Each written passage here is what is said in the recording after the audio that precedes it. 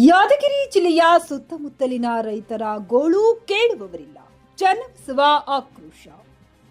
ಯಾದಗಿರಿ ಜಿಲ್ಲೆ ಸುತ್ತಮುತ್ತಲಿನ ರೈತರ ಗೋಳು ಕೇಳುವವರಿಲ್ಲ.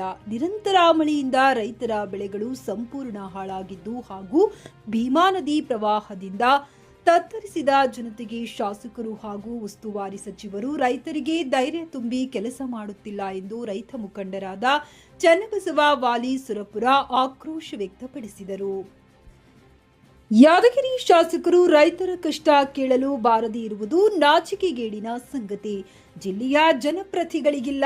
ರಾಜ್ಯದಲ್ಲಿ ಇಂಥ ಹೀನಾಯ ಸ್ಥಿತಿಯ ನಮ್ಮ ಜಿಲ್ಲೆಯಲ್ಲಿ ಬರಬಾರದು. ಕಣ್ಣಿಗೆ ಕಂಡರೂ ಇದಕ್ಕೂ ನಮಗೂ ಸಂಬಂಧವಿಲ್ಲದಂತೆ ಯಾದಗಿರಿ ಜಿಲ್ಲೆಯ ಶಾಸಕರು ನಡೆದುಕೊಳ್ಳುತ್ತಿದ್ದಾರೆ ಎಂದು ಹೇಳಿದರು.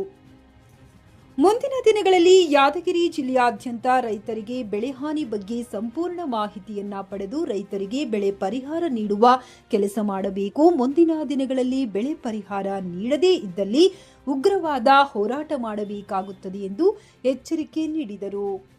ವರದಿ ರಾಜಶೇಖರ್ ಮಾಲಿ ಪಾಟೀಲ್, ಯಾದಗಿರಿ.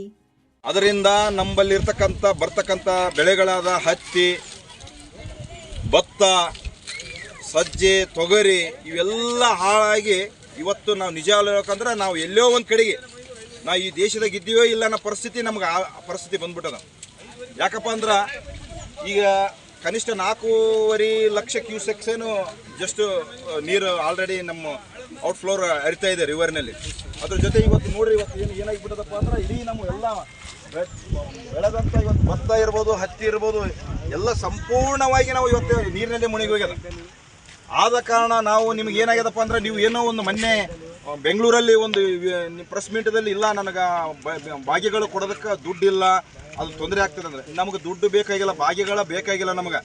ನಾವು ರೈತರು ನಿಮಗೆ ಏನು ಕೈ ಮುಗಿದು ಕೇಳ್ತೀವಪ್ಪ ಅಂದ್ರೆ ಭಾಗ್ಯಗಳು ಇವತ್ತಿನಿಂದಲೇ ಬಂದ್ ಮಾಡಿರಿ. ಸನ್ಮಾನ್ಯ ಮುಖ್ಯಮಂತ್ರಿ ಅವರೇ, ನಮಗೆ ಪರಿಹಾರ ಕೊಡ್ರಿ, 10 ತಾಸು ಕರೆಂಟ್ ಕೊಡ್ರಿ, ನಮಗೆ ರೈತರ ಹೊಲಗಳಿಗೆ ಸರಿಯಾಗಿ ದಾರಿ ಕೊಡ್ರಿ, ನಮ್ಮ ಮಕ್ಕಳಿಗೆ ಓದಕ್ಕೆ ಶಿಕ್ಷಣಗಳ ಸಂಸ್ಥೆಗಳು ತೆಗೀರಿ, ಹಾಸ್ಪಿಟ್ಲ್ ತೆಗೀರಿ ಒಳ್ಳೆ ಸುರಕ್ಷಿತವಾಗಿ, ಮತ್ತು ಬಡವನಿಗೆ ಮೀಸಲಾತಿ ಸಿಗಲಿ.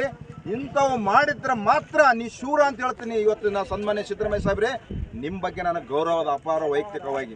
ಯಾಕಪ್ಪ ಅಂದ್ರೆ ರೈತರು ನಿಜವಾಗ್ಲೂ ಹೇಳ್ಬೇಕಂದ್ರೆ ಯುವಕರ ಪರಿಸ್ಥಿತಿ ಕಡಿಮೆ ಆಗಿದೆ. ಇವತ್ತು ನೋಡ್ರಿ, ಇವತ್ತು ನಮ್ಮ ರಾಜ್ಯದಲ್ಲಿ ಎಷ್ಟೋ ಮಂದಿ ಓದಿ ಇವತ್ತು ನಮ್ಮ ಗುಲ್ಬರ್ಗ, ಬೆಂಗಳೂರು ಎಲ್ಲೆಲ್ಲೋ ಹಚ್ಚಿವಿ ನಾವು ಎಲ್ಲ ಕೂಲಿ ನಾಲಿ ಮಾಡಿ ಓದಕತ್ತಾರ ನಮ್ಮ ಅಣ್ಣ ತಮ್ಮಂದಿರು.